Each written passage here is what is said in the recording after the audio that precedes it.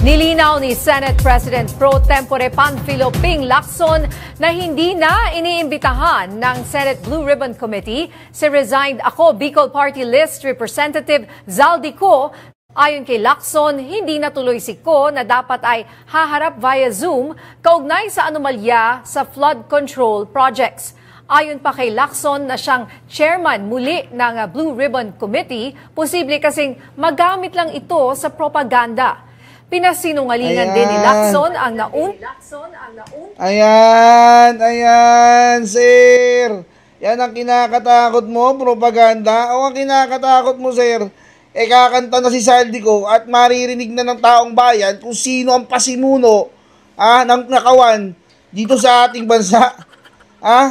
Baka, sir, natatakot ka na mapangalanan na yan na nga po, dahil hindi po pinayagan.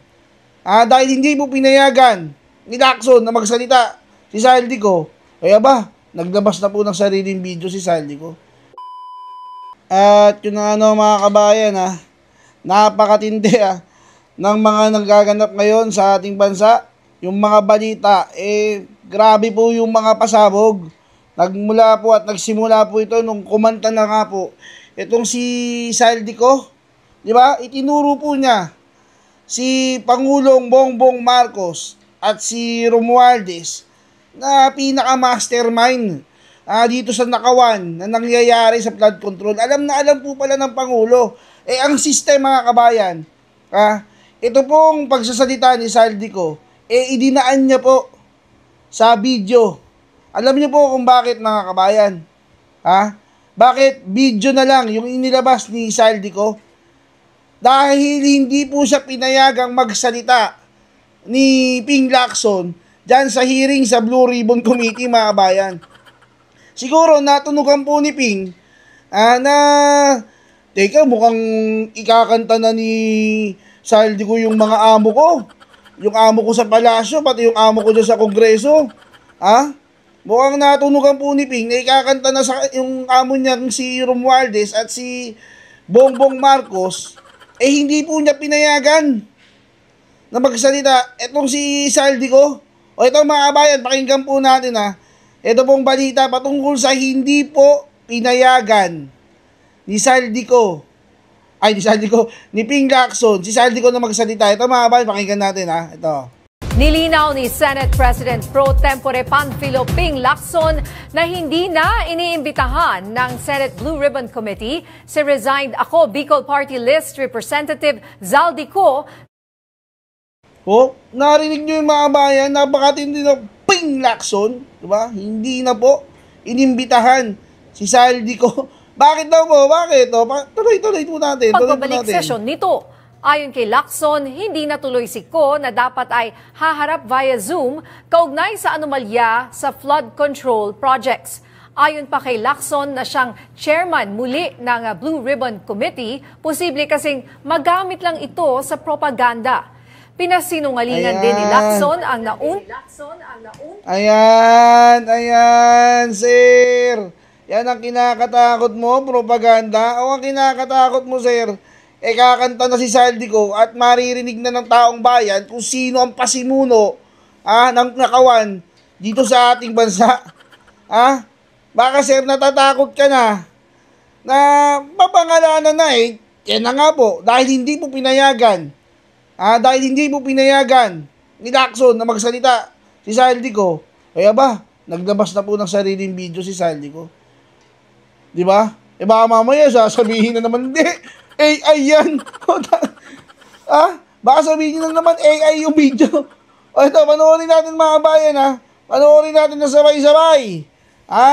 Ito pong matinding birada po ni Zaldi Co. Ito, panoorin natin Ang nag-deliver papunta sa bahay nila Pangulong Bongbong Marcos at Speaker Martin Romualdez mag-insert o magpasok ng 100 billion worth of projects sa BICAM. Sana po ay hindi nila ako mapatay bago ko mailabas ang lahat. Yung nakakalungkot mga kabayan, Sabihin niya, sana po ay hindi nila ako mapatay. Nalungkot din ako para kay Saldi ko. Nalungkot ako na medyo kasi no choice na po siya eh. Hinahanap na po talaga siya mga kabayan. Talagang galit na galit na po yung taong bayan sa pinagagawa po nila eh. Ang masakit po nun kasi mga kabayan, ginawa po siyang parang panakipbutas eh. Sa kanya po talaga tinuturo. Kontakin mo, tinanong si Bongbong Marcos kung dawit yung pinsan niya, sasabihin niya hindi. Siguro yun na po yung nag-trigger kay Saldi ko na magsalita na. Nung narinig niya mismo sa bibig ng Pangulo na, teka, bakit si Romualdez? Diyan ako nagre-report eh. Tapos sasabihin mo hindi kasama. Tapos ang kinasuhan, siya pa. Parang lumalabas, si Saldi ko pa ang pinaka-mastermind. Siguro ito yung nag-trigger kay Sir Saldi ko na magsalita na. Ito, tuloy po natin mga bayan. Ginawa ko lang ang utos sa akin. Pero ngayon, handa na akong harapin ang lahat. Ginagamit ng administrasyon ang buong resources ng bansa para tumahimik ako. Yun, di ba mga kabayan? Sorry, pasensya na kung tinigil ko. Kasi, di ba nagtataka po tayo? Bakit hindi po magamit ng pamahalaan, ng gobyerno, yung buong resources para mapabalik si Saldi ko? Kasi nagawa po nila yan eh. Sa panahon ni Tebes, lahat ng resources na gamit eh, mapabalik lang si Tebes eh. Lahat ng resources na gamit, mapabalik lang si Alice Guo. Lahat ng resources ginamit kay Harry Roque, pero nautakan po sila ni Harry Roque. Humingi ng asylum sa dahig mga kabayan eh. O hindi po nila makuha. Di ba? Lahat ng resources ginamit po nila para mapakidnap si Pangulong Duterte. Kaya pala nagtataka tayo, yung pala lahat ng resources ginagamit ng gobyerno para mapatahimik si Saldi ko. Para hindi po pala magsalita. Kaya po pala hindi makuha-kuha. Mga kabayan, saan ka man nakakita ng... Nagtataka pa tayo kung bakit yun naman pala, tinatago naman pala. Tuloy mo po, sir. Shoot me if I will talk. That he will shoot me if I will talk.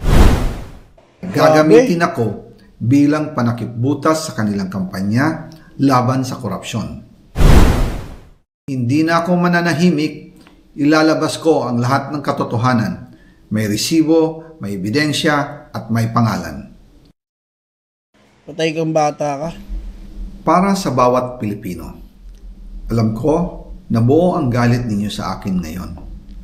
Nauunawaan ko rin kung bakit. Lalo na at malaki ang halagang nakataya. Pero bago kayo humusga, hayaan ninyong ipaliwanag ko ang buong katotohanan. Matagal akong hindi nagsalita dahil may direktang utos sa akin. Huwag nang bumalik ng Pilipinas at manahimik na lamang.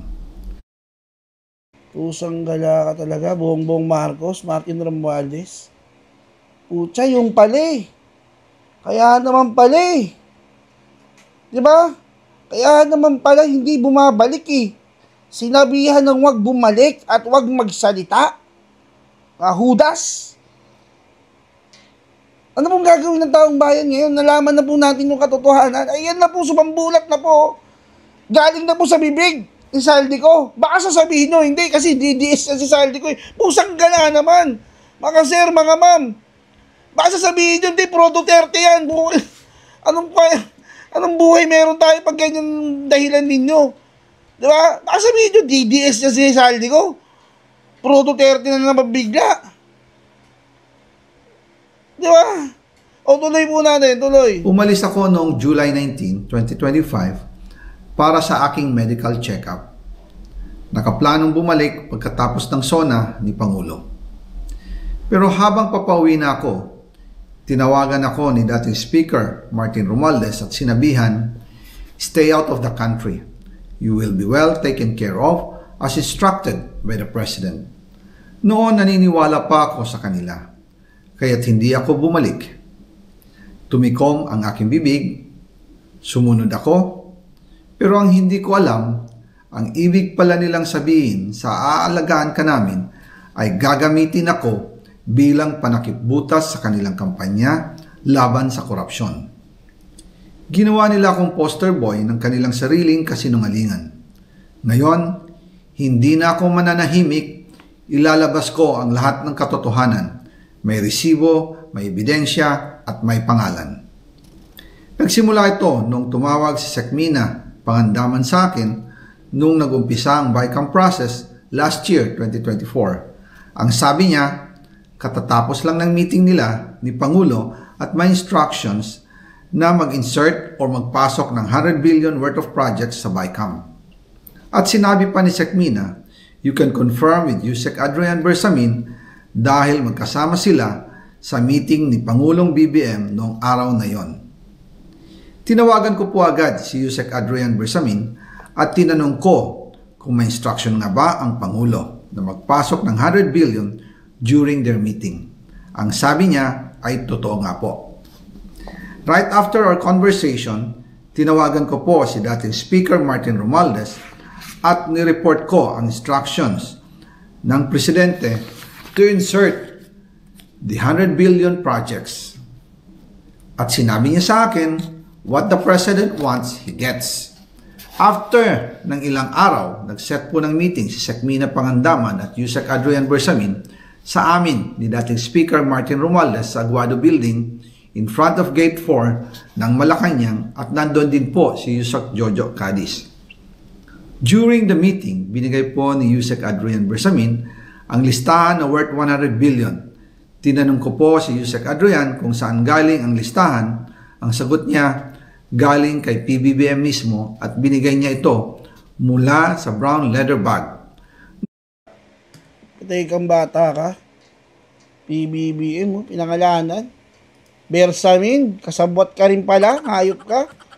Pati si Secretary Mina ng DBM. Tama po ba pagkakarinig ko? Ha?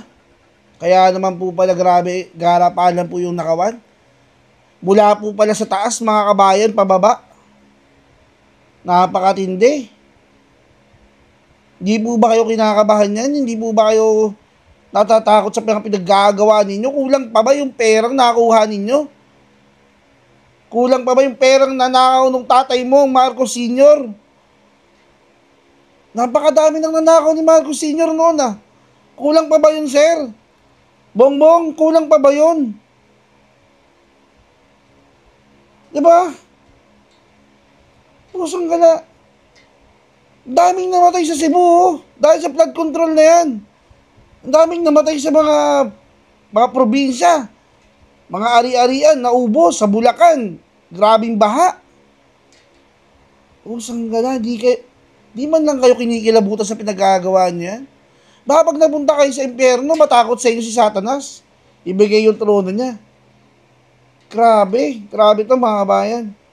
Sobra. Sinabi po ni Yusek Adrian Bersamin, yung brown leather bag, naalala ko noong nasa Singapore kami right after the elections of May 2022 sa Hilton Hotel, kami ni dating Speaker Martin and PBBM habang pauwi at pabalik ng Pilipinas. Hinabol ng PSG ang brown leather bag at ang sabi ni PBBM, maiwan na lahat, wag lang ang brown leather bag. Kaya naniwala ako na utos talaga ito ng Pangulo. Pagkatapos ng ilang araw, I informed sina dating Speaker Martin Romualdez, Sekmina Pangandaman, Yusek Adrian Bersamin, and Yusek Jojo Cadiz na kung pwede 50 billion lang ang ipasok sa program funds dahil so sobra ang DPWH funds versus sa DepEd. In practice, hindi pwede na mas malaki ang budget ng DPWH kaysa edukasyon. And yung balance na 50 billion, ilagay na lang sa unprogrammed funds for the 2025 budget. Dahil Office of the President din ang nagre-release ng lahat ng unprogrammed funds. Pagkatapos ng isang araw, tinawagan ako ni Sekmina at sinabi ang mensahe ng Pangulo, ipasok ninyo yan dahil pinangako na sa akin ni Speaker Martin yan at hindi na pwedeng baguhin. Kumbaga, ang utos ng hari hindi pwedeng mabali. Again, I informed the Speaker and asked clearance about the instructions ng Pangulo. At ang sabi niya, wala tayong magagawa. Kaya po nagtataka ako kung bakit sinasabi ni Pangulo na hindi niya makilala ang budget. Samantalang lahat na binawas at dinagdag sa mga ahensya ng gobyerno ay humihingi ng approval sa kanya si Sec Mina Pangandaman. Grabe, talagang may part 2 pa mga kabayan na mukhang gustong i-monetize ni Saldi ko yung video niya. Anyway, mga kabayan, grabe po yung mga isiniwalat po ni Saldi ko, no, mga kabayan, napakatindi po. Nakakilabot na mismo pa ng Pangulo ang nag-uutos ng nakawan. Kaya po pala, mga kabayan, kaya po pala hindi po siya pinayagang magsalita ni Lacson doon sa Senate hearing dyan sa Blue Ribbon. Grabe, lumalabas na po ngayon lahat mga kabayan. Kung hindi nyo pa po na kikita, ewan ko na lang, mukhang bulag na po kayo sa pagiging tanso po ninyo. Kung ipagtatanggol nyo pa rin po si Romualdez at si Bongbong Marcos, at sasabihin yung DDS, itong si Saldi ko, tanso na talaga kayo. Wala nang pagbabago ang bayan natin kung ganyan yung mga mindset nyo. Siniwalat na nga yung mismong sinasabi ninyong, di ba, garapal yung magnanakaw, siya na nga po, tinuro na nga po niya si Marcos O siya mga kabayan ganyan na lang po. Magkita-kita pa po tayo sa mga susunod pa nating video. Paalam.